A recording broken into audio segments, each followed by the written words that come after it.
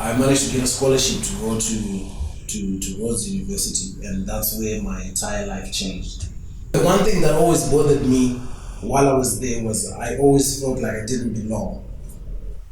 I always felt, but at the same time, that's when my life became bigger. I had a bigger platform. Once told this girl that I had cancer. This is true. this is a true story, by the way. I told this girl, she was a beautiful girl. She was a very beautiful girl, and I realized that I was also going against people that had resources. Other men who had money and whatnot were also asking this girl, and I had to be creative. And I told her I had cancer. And I don't care who you are, how much money you have, you cannot compete with cancer. you can't compete. So back home, my parents who are civil servants, they're busy telling their friends, my mother, especially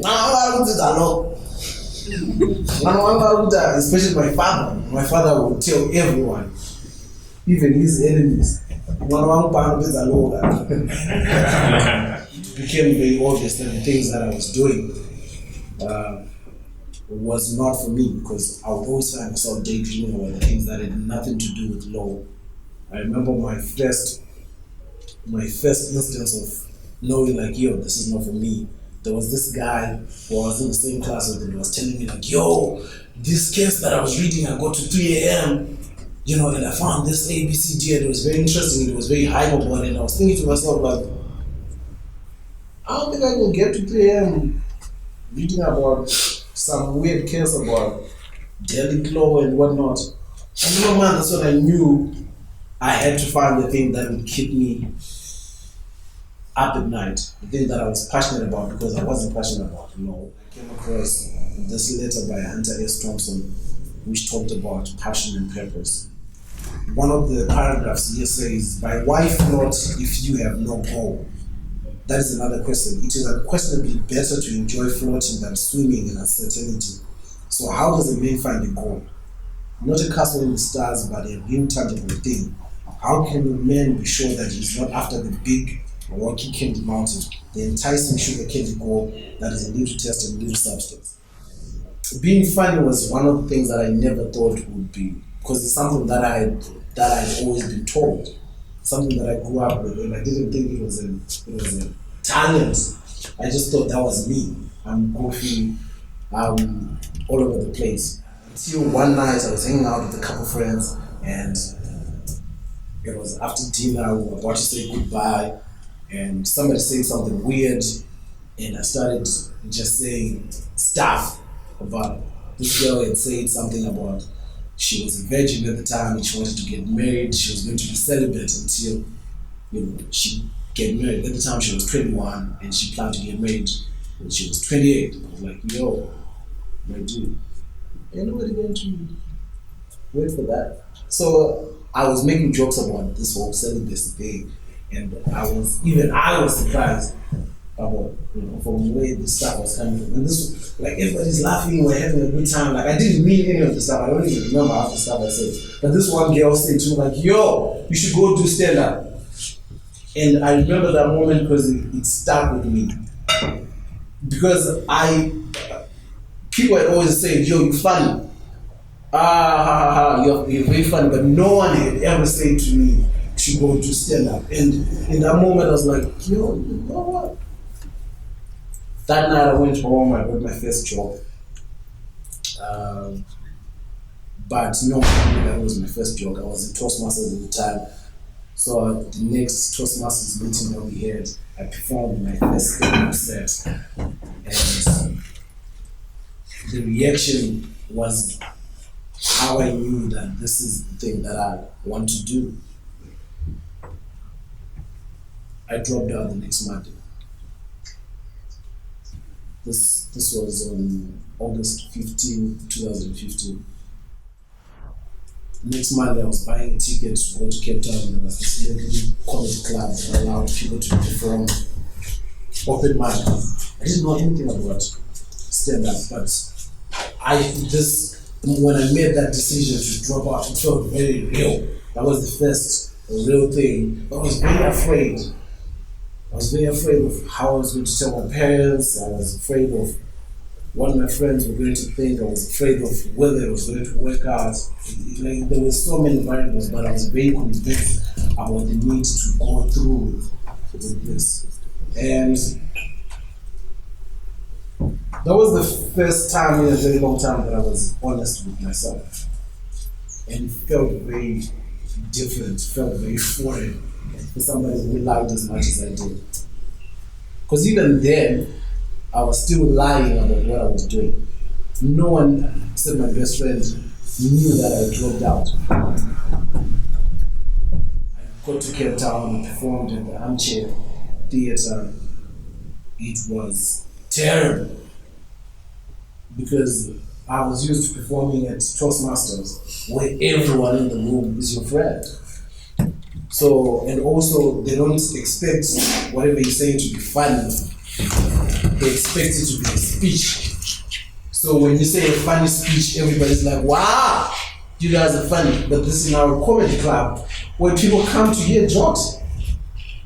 And then I get there, there's a big light shining over my face.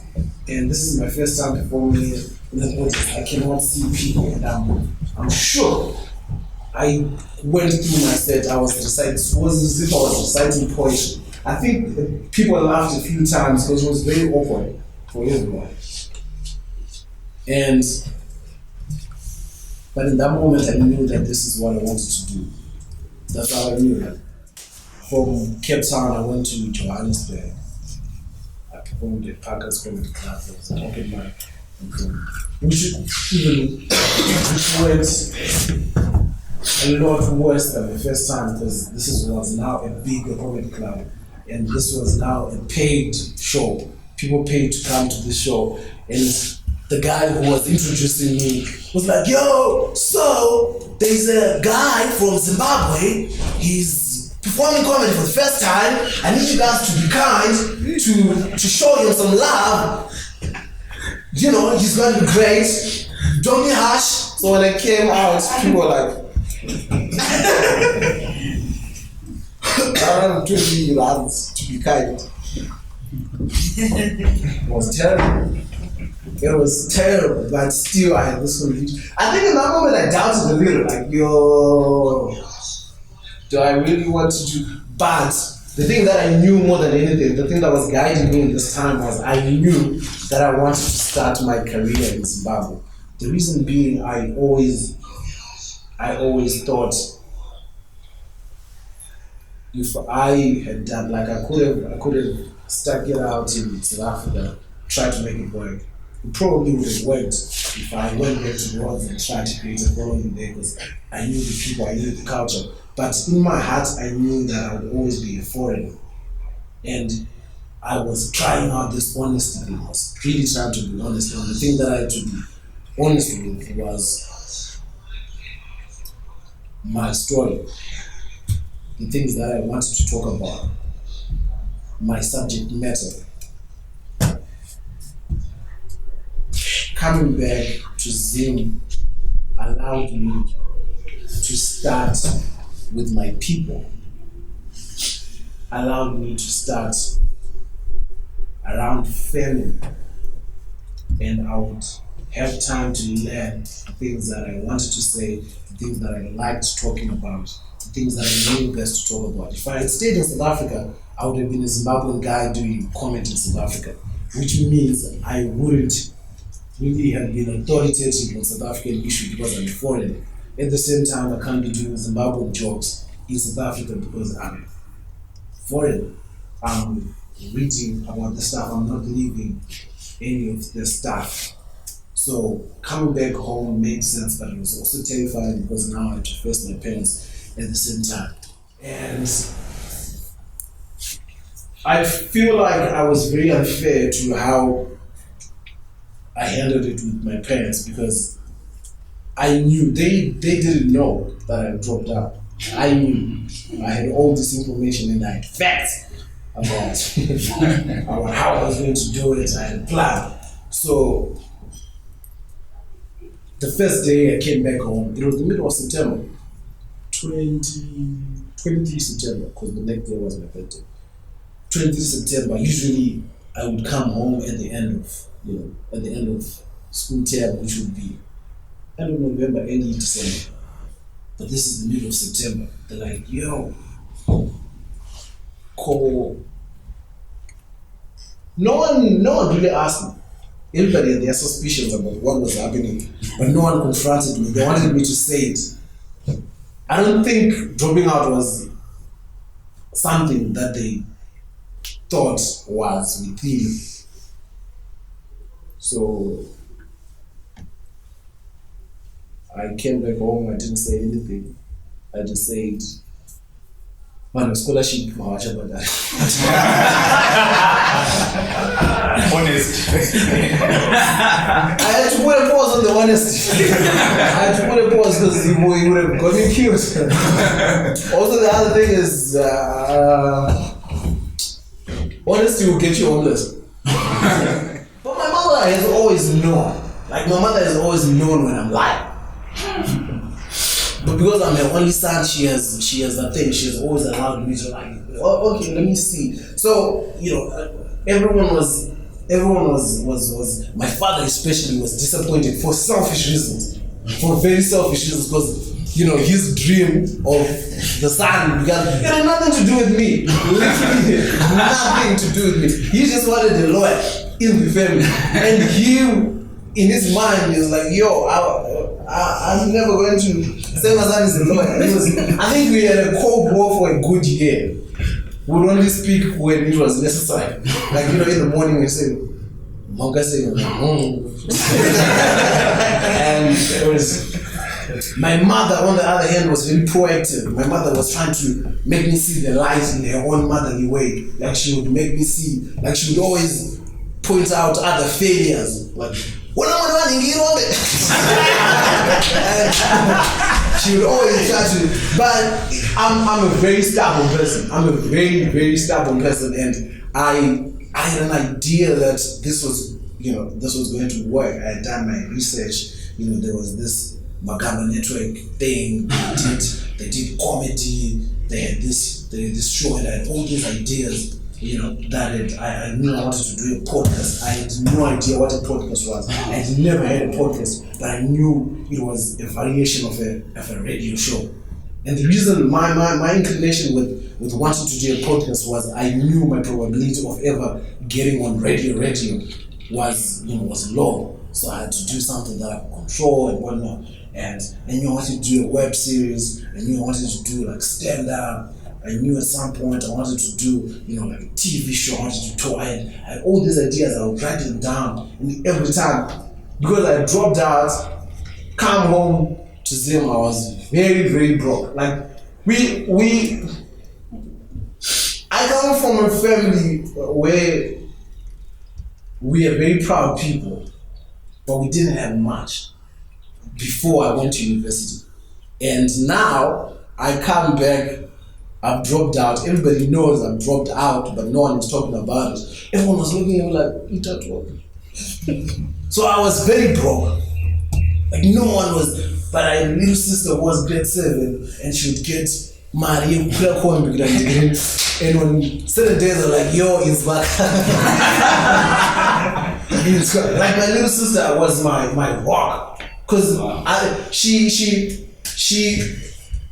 she looked up to me in a way that I didn't understand, because I'm her brother, and she didn't understand all these things that we're going through, but she believed what I was saying, because I would walk into the bus stop, and I'll tell her like, yo, shit, I'm mad. I wouldn't follow it through with the plan, but I'm like, yo, listen, I'm so rich, but shit, I'm mad. And she'd be like, but anyway, and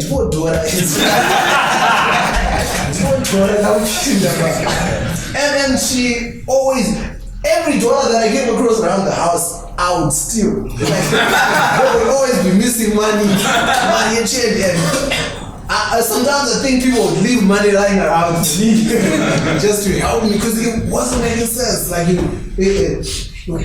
Like, everywhere where they say there's a comedy shakadara, I would show up. whenever they like there's a, I remember I would attend one of the most pointless things I attended was that, oh my goodness, was that digitalization meeting where ZBC was like, call him or no call him. The one thing that comforted me was that I had an inner peace knowing that this is what I wanted to do. If I ever get somebody who opens up the door for me, this is how I'm going to do it. At the same time, there was a friend of mine from university who was also dropping out at the same time. I don't know how he went about his process, but he had a camera. So I was like, yo, dude, I have this concept for this show. You have a camera and whatnot. Let's do this thing. So that's how Fire Madhorofiya came about. He would record, I would sit in front of the camera and say whatever came to my mind, and I would edit it and put it up on YouTube. The first episode went up on 5 February 2016, and I was very nervous. I knew that I dropped out.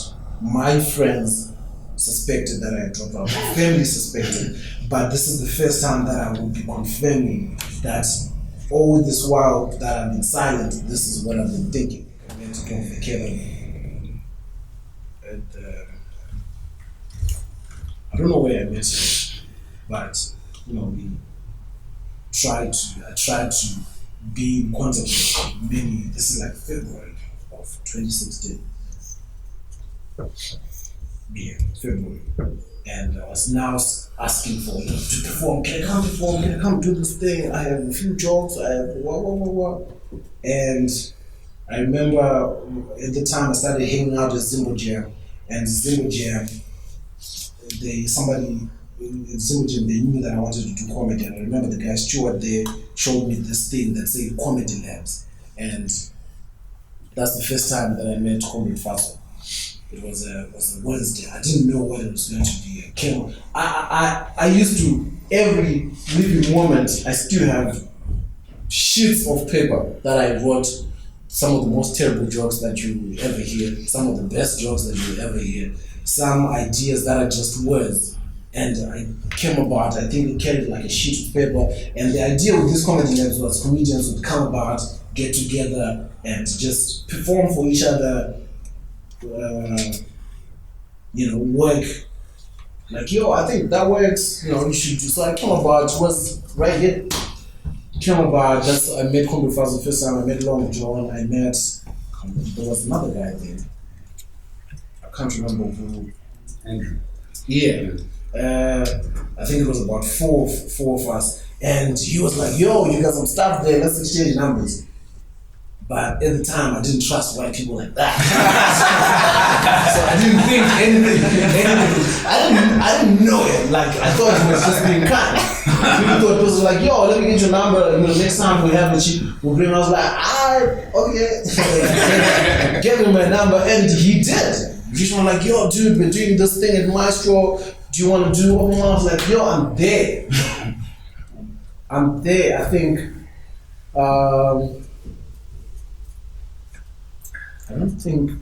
I don't think it performed the first time because I got there late. No one knew the things that I was fighting against. Stayed in my book. I'm not my book like Tafara. Like, that's where our family home is, and it takes 45 minutes to go anyway. To go anywhere, that's minimum time. So if you're planning something else, you need to be 45 minutes in.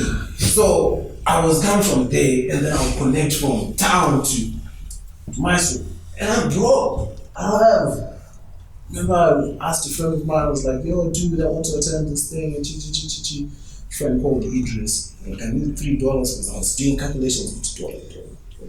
And he sent me $6. I will never forget that $6. He sent me $6, and this is the time when you could actually redeem $6. And $6. It's like, yo, I think I even bought a donut. It was, and I remember I got there late, and it was like, no, because we've already, Like, you people have started performing. You can't preview after a new performance. So we don't know you like. And I was disappointed. I didn't understand the game at the time. But it felt very good being around all these people and after that I think I performed the next time and I started performing more and it was so much fun. My parents would see me come. Do you know how my parents reached a level where they didn't care? Like they were like, they would see me coming home late. No one would ask like, where you at? And I was bothered. Like, you telling me it would take you 4 days to find out. We have birthdays one after the other. In from like August, September, October. So mine is like in September, and before that, all these days, everybody had got a cake. There was nothing on mine. Did I not throw a session? It's like, yo, I know, I'm so good. But I'm still your son. Do that cake. She got me a cake because she felt bad. But I remember during that time, my mother gave me $100 for no reason. She gave me $100 cash. She had gotten this allowance she went to do this thing with Food Force. And I was like, Mama, I want this thing. I calculated what I need, transport and I didn't explain the thing before. She gave me $100. And I don't think I used the $100 for the things that I intended to, because it was the first amount of money that I had come across. People are I am happy to say things are different now. Hallelujah. Amen. Hallelujah. I just want to say things are going well. Things are going well. I don't want to lie. Things are going well. I had the privilege of going to Dubai in August. I went to Dubai in August for the first time. The highlight of my trip was being on an airplane. It was like you guys have explained how I grew up in the ghetto, and in the ghetto the thing that you're like it's an indirect lesson. You're taught to be very proud. You're taught to know that your problems are not bigger than the next person's problem. So you don't walk around saying, it's good because I'm going through something, so I go through your stuff. And you grew up, you wear this bravado that, no one knew that this was my first time on a plane. Because I was walking around like,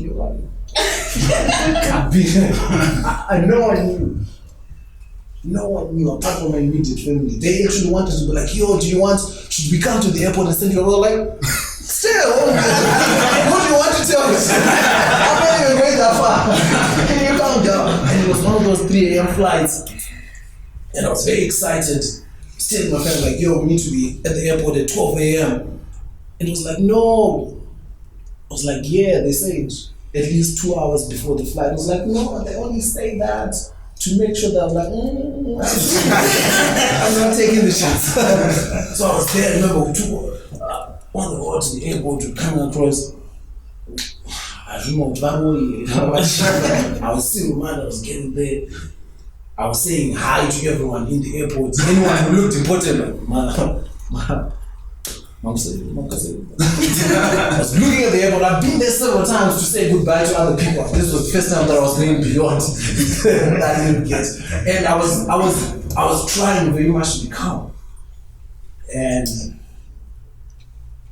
I remember they stamped the boarding pass, and there's the little tunnel that I ran down that little tunnel. In my mind, I was wondering, why am I the only person running down this little tunnel? But in my mind, I was thinking, I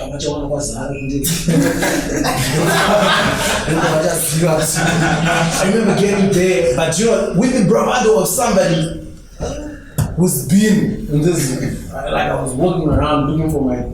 Luckily, they have the same concept in the Intercape where they write your seat number, and it's up there. I was finding that seat number. I got there, I sat next to this lovely lady, and I think it was also her first time, because I could tell Because, you can tell. But she couldn't tell because she was asking me things. I was like, oh, no, my bathroom. She I was giving directions and stuff. We were having small talk. She, hi, and I was getting carried away. I'm like, yo, do you think we'll be taking off soon? I was like, yeah, we kept it, I think. Just now, where I lost it, I was getting carried away in all this small talk. I ended up saying, like, yo, let's get up. She was like, huh? I realized my mistake. I was like, huh? It was it. But my point to all this is my point in all this, if you quote anything, is honesty. You can be as dishonest as you can be to everybody else. You can be as dishonest as you can be about everything. You cannot be dishonest to yourself. You cannot lie to yourself because you will always know that you're putting in mediocre work. You will always know that you're not doing the things that you're supposed to be doing. And there is a greater shame in that. There is a greater shame in not living up to the person that you want to be. I know everyone has those moments, I don't know when you get an inspiration, like, yo, 10 years from now, I want to be that dude. 10 years from now, these are the things that I want to. And when you wake up, you might have the same different energy because, there's priorities. You have to go find fuel, you have to. Oh, that's another thing. I'm part of Fuel Gang now. Jesus. I now have fuel problems. Like when they increase fuel prices, I complain. I'm one of those people like, yo, what is the government doing? It's never used to be. I'm thankful. Like now when I go back, like my mother is a teacher. When I used to go to my mother's school, she used to meet me outside the gate. She didn't want people asking me questions like, what are you now she meets me inside, but like, because I do different now. Still, my point is, I think the thing that has gotten me to this place where I can do all these things is there's a lot of questionable moments in my journey, but I've always tried to be as honest to myself. I've always tried to be honest about things that I can do, the things that I can't do. And yeah, that's part of my story. I'm glad I got to share it with you guys.